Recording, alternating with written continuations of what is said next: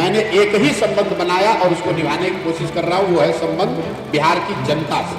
गरीबी से निकलने का यही 3 रास्ता है, पढ़ाई, जमीन और रोजगार। मेरा संबंध इस देश में ज्यादातर बड़े नेताओं और दलों से रहा है। बिहार के लोगों तक पहुंचना, लोगों को जन सुराज की परिकल्पना बारे में बताना। तो चला रहे हैं ये लोग, लालू, नीतीश, भाजपा, ये जो रिवॉल्विंग डोर चला रहे हैं, इनका सामूहिक खात्मा अगले 2 वर्ष में बिहार की जनता की मदद से करा कर। मेरा ही नाम है प्रशांत किशोर, हम कोई नेता नहीं है, विधायक, सांसद, मंत्री नहीं है, हम मुखिया सरपंच भी नहीं। क्या चीज है आखिर प्रशांत किशोर उर्फ पीके? पॉलिटिकल मास्टरमाइंड, मैजिशियन, डेटा गुरु, मीडिया ने इनको बहुत सारे नाम दिए हैं। इंडिया की पॉलिटिक्स में शायद और कोई दूसरा नाम है जिसने इतनी सारी पार्टीज के साथ काम किया होगा। 2014 में बीजेपी के साथ, 2015 में नीतीश कुमार के साथ, 2017 में कांग्रेस इन यूपी, 2017 में अमरिंदर सिंह के साथ पंजाब, फिर 2019 में जगनमोहन रेड्डी के साथ आंध्र प्रदेश, 2020 में अरविंद केजरीवाल के साथ दिल्ली, 2021 में ममता बनर्जी को जिताया in West Bengal, in the same year also work with M K Stalin in Tamil Nadu. 2022 में प्रशांत किशोर ने अनाउंस किया कि अब वो और पॉलिटिकल पार्टीज के साथ काम नहीं करेंगे, बल्कि कुछ अलग करना चाहते हैं। और इसके बाद उन्होंने बिहार में एक पदयात्रा लॉन्च करी। 8 महीने से 1 साल के बीच में 3000 की व्यक्तिगत पदयात्रा मैं खुद करूंगा। क्या करना चाहते हैं? क्यों बिहार के गांव-गांव में जाकर लोगों से मिल रहे हैं? ये किसी पार्टी के लिए कर रहे हैं या खुद प्रधानमंत्री बनने का ख्वाब देख रहे हैं? ये सब जानने के लिए मैं पहुंचा बिहार के बेगूसराय एरिया में। दिल्ली से पटना तक की फ्लाइट ली और वहां से थैंक्स टू निरुपमा जी, मेरी एक दोस्त और बहुत लोगों की रनिंग गुरु, उनकी गाड़ी में उनके साथ हम दोनों पहुंचे बेगूसराय। और हमको जाना था बेगूसराय के बिल्कुल इंटीरियर्स में, जहां प्रशांत किशोर ने अपना कैंप लगाया हुआ था।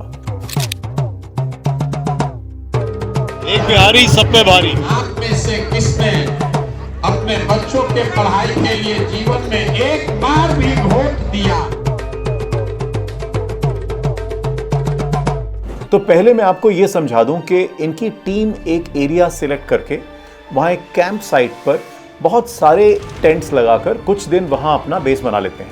वहीं पर पीके और उनकी पूरी टीम रहती है और रोज वहां से एक नए रूट पर पदयात्रा करते हुए गांव-गांव में जाकर लोगों से मिलते हैं और उनसे बातचीत करते हैं। तो बेगूसराय जाने का मेरा मकसद था ये समझना कि प्रशांत किशोर आखिर कर क्या रहे हैं और क्या ये बिहार में एक बदलाव ला पाएंगे या नहीं।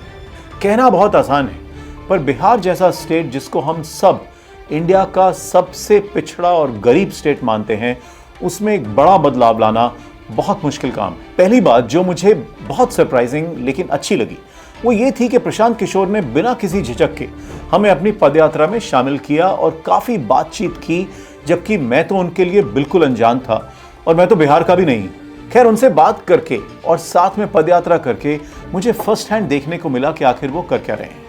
वो रोज करीब 15 से 20 कभी 25 किलोमीटर तक पदयात्रा करते हैं और उनके साथ होती है उनकी टीम और काफी सारे गांव वाले जो उनके पीछे पीछे चल रहे हैं।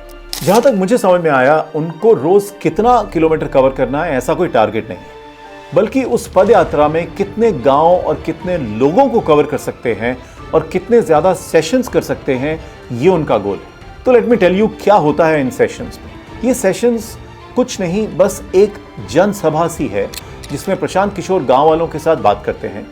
जब मैंने पहला सेशन अटेंड किया तो मुझे थोड़ा थोड़ा समझ में आने लगा कि वो क्या कर रहे हैं। मैंने सोचा था कि इन सभाओं में वो गांव वालों को जन स्वराज के बारे में बताकर वोट मांगेंगे, जैसा कि मोस्ट नेता करते हैं, पर ऐसा नहीं हुआ। प्रशांत किशोर ने इस सभा में गांव वालों से कुछ सवाल पूछे और ये सवाल पूछकर उन्होंने उनको समझाया कि उनकी गरीबी और लाचारी के जिम्मेदार वो खुद क्यों दोषी ठहराते हैं मंत्री और नेताओं को, अगर तुमने उनको 5 किलो अनाज या 2 बोतल शराब के लिए वोट दे दिया। जो तुमने मांगा वो तुम्हें मिला। आई वाज शॉक्ड जब प्रशांत किशोर गांव वालों को डांटने लगे और बोले कि उनके बच्चे गरीब ही रहेंगे और उनके बच्चों के बच्चे भी गरीब रहेंगे। आप में से किसने अपने बच्चों के पढ़ाई के लिए जीवन में एक बार भी वोट दिया? क्योंकि बिहार में नौकरियां पैदा करना किसी का भी गोल या लक्ष्य नहीं है। मंत्री अब पॉलिटिशियन का नहीं है, आईएएस ऑफिसर का भी नहीं है, बिजनेसमैन का भी नहीं है, और सबसे दुख की बात यह है कि बिहार की जनता का भी नहीं है। उन्होंने बोला कि अगर आप जो पार्टी वाले आपसे वोट मांगने आते हैं उनसे अपने बच्चों के लिए स्कूल, कॉलेज या नौकरी मांगते ही नहीं, तो फिर गलती तो आपकी ही है। बेगूसराय के सीधे साधे अनपढ़ आदमी और औरतें और बच्चे खूब ताली बजा रहे थे, पर उनमें से कितनों को यह बात समझ में आ रही थी मुझे नहीं मालूम। हो सकता है कुछ को बात समझ में आ रही हो, लेकिन यह भी हो सकता है कि बहुत सारे लोगों को ये एक तमाशा लग रहा था जिसमें वो ताली बजाकर अपने घर अपनी गरीबी में वापस जा रहे थे। जबकि मुझे ये मानने में कोई तकलीफ नहीं है कि पर्सनली मुझे उनकी सभा बहुत अच्छी लगी, जेन्युइन लगी, प्रशांत किशोर की बातें इंपैक्टफुल लगी, लेकिन फिर भी मेरा कॉन्फिडेंस काफी लो था कि सब लोग बात समझ गए हैं और अब अगली बार पॉलिटिकल पार्टी से अपने वोट के बदले स्कूल, कॉलेज और नौकरी मांगेंगे। सो जैसे ही मौका मिला मैंने ये सवाल प्रशांत किशोर से किया पद यात्रा के दौरान। उनका जवाब थोड़ा लंबा था पर इंटरेस्टिंग था। वो बोले, मैं बिहार का लड़का हूं और मैं इन लोगों को समझता हूं। ये अनपढ़ हैं और सीधे साधे हैं, लेकिन मुझे मालूम है कि बदलाव के लिए इनके बच्चों को बिहार के अंदर पढ़ाई और नौकरी की जरूरत है। मैं मानता हूं कि इनमें से कई लोग शायद एक बार में मेरी बात नहीं समझेंगे, इसीलिए मेरा प्लान एक दिन या एक महीने का नहीं, ये 3500 किलोमीटर की पदयात्रा है जिसमें मैं हर गांव, हर जिले में जाऊंगा। आंदोलन और अभियान में क्या फर्क होता है पूछा उन्होंने और फिर समझाया कि जन स्वराज एक अभियान है, आंदोलन नहीं। वापस आकर मैंने थोड़ा रिसर्च किया तो समझ में आया कि आंदोलन होता है एजिटेशन, प्रोटेस्ट, और बाय नेचर थोड़े दिन चलता है। अभियान होता है एक कैंपेन या लॉन्ग टर्म एफर्ट। तो प्रशांत किशोर का जवाब इंटरेस्टिंग था और ऐसा लगता है कि शायद वो ओवरनाइट बदलाव एक्सपेक्ट भी नहीं कर रहे हैं। एक और चीज जो मुझे समझ में आई कि वो महात्मा गांधी के बहुत बड़े फैन हैं और उनके प्रिंसिपल्स को काफी फॉलो करते हैं। तो उनके बैनर्स, फ्लैग्स, पोस्टर्स पे गांधी जी की फोटो से लेकर रघुपति राघव राजाराम तक वहां चल रहा था। पर शायद जन स्वराज कैंपेन में गांधी जी की डांडी मार्च की भी झलक देखने को मिल रही थी। जैसा पीके की टीम ने बताया, वो गांधी जयंती वाले दिन 2 अक्टूबर 2022 से इस पदयात्रा पर लगे हैं और सर्दी, गर्मी, बारिश में पदयात्रा चलती रहती है। सिर्फ मई 2023 में एक मसल इंजरी की वजह से उनको ब्रेक लेनी पड़ी। उनकी वाइफ और बेटा दिल्ली में रहते हैं और वो उनसे शायद रोज फोन पर बात करते होंगे, पर आई एम श्योर मिलना काफी कम होता होगा।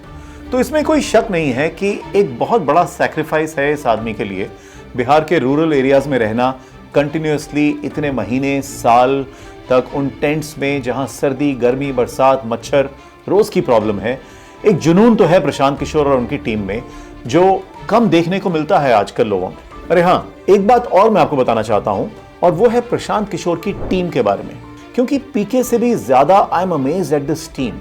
ऑलमोस्ट सारी की सारी टीम बहुत यंग है, वेल एजुकेटेड है, बहुत ड्रिवन है और प्रशांत किशोर के फैंस हैं सब। टीम में कई लोग हैं जो उनके साथ कई सालों से जुड़े हुए हैं और उनके पॉलिटिकल स्ट्रेटजिस्ट के रोल में भी उनके साथ काम कर चुके हैं। मैं हैरान था देखकर कि इस टीम में थे हमारे कई टॉप कॉलेजेस के यंग ग्रेजुएट्स, इंजीनियर्स, लॉयर्स, लड़के, लड़कियां। ये लोग किसी भी अच्छी कंपनी में एक अच्छी जॉब कर सकते थे, पर बेगूसराय के कीचड़ और मच्छर वाले गांव के कड़ाके की सर्दी में ये लोग जबरदस्त जुनून के साथ लगे थे और रोज अपने अपने रोल्स और रिस्पॉन्सिबिलिटीज के अलावा पूरी पदयात्रा में भी हिस्सा लेते थे। इनफैक्ट इस टीम में ऐसे भी लोग हैं जो नेशनल लॉ स्कूल से लॉ करके दिल्ली हाई कोर्ट में अच्छे खासे पैसे बना रहे थे और वो सब छोड़ छाड़ के प्रशांत किशोर की टीम में पदयात्रा को मैनेज कर रहे हैं। क्यों कर रहे हैं ऐसा? जब मैंने इनसे ये पूछा तो सबके जवाब में मेरे को 2 रीजंस कॉमन सुनने में मिले। पहला, कहीं ना कहीं इन सबको प्रशांत किशोर पर पूरा भरोसा है कि वो बिहार को बदल कर रखेंगे।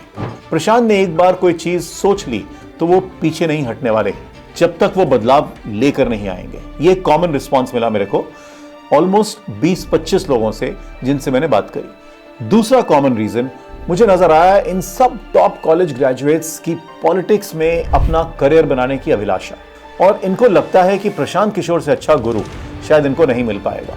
May be it's true.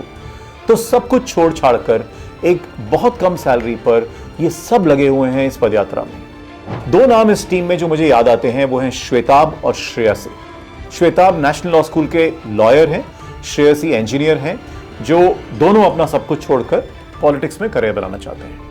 पदयात्रा में जाकर मुझे अच्छा लगा और उम्मीद बढ़ी कि हमारे देश में भी एक तरफ पीके जैसे लोग अपना सब कुछ छोड़कर एक आंदोलन में लगे हैं और दूसरी ओर श्रेयसी और श्वेताब जैसे यूथ अच्छे कॉलेजेस से पढ़ने के बाद देश की पॉलिटिक्स में आना चाहते हैं। I think it's a positive sign. लेकिन क्या बदलाव आएगा? क्या ये लोग इस आंदोलन को लंबे अरसे तक चला पाएंगे? क्या बिहार के लोग अगली बार वोट मांगने वाली पार्टी से अपने बच्चों के लिए स्कूल, कॉलेज और नौकरी की मांग करेंगे इंस्टेड ऑफ 5 किलो राशन या 2 बोतल शराब? जवाब मुझे नहीं मालूम, लेकिन हां, उम्मीद पर दुनिया कायम है। नमस्कार।